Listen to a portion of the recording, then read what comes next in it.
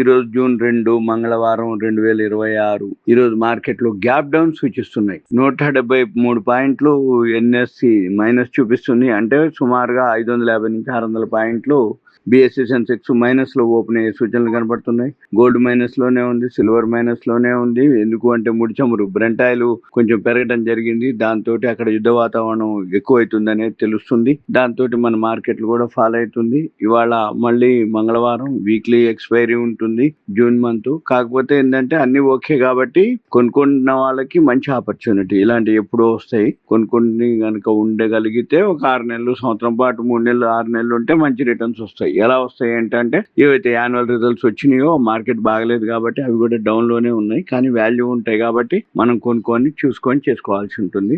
తర్వాత నిన్న మార్కెట్స్ మాత్రం మైనస్ లోనే క్లోజ్ అవడం జరిగింది. బిఎస్సి 508.40 పాయింట్లు, నిఫ్టీ వచ్చి 165.15, బ్యాంక్ నిఫ్టీ వచ్చి 596.10 మైనస్ లోనే క్లోజ్ అవడం జరిగింది. తర్వాత PNC infra Lucknow development authority నుంచి 194.4 కోట్లు రావడం జరిగింది. Order LOI letter of award. Wipro వచ్చి ఎక్వైర్ చేయడం జరుగుతుంది 60% స్టేకు అగ్ని గ్లోబల్ ఐటీ సర్వీసెస్ లిమిటెడ్లో.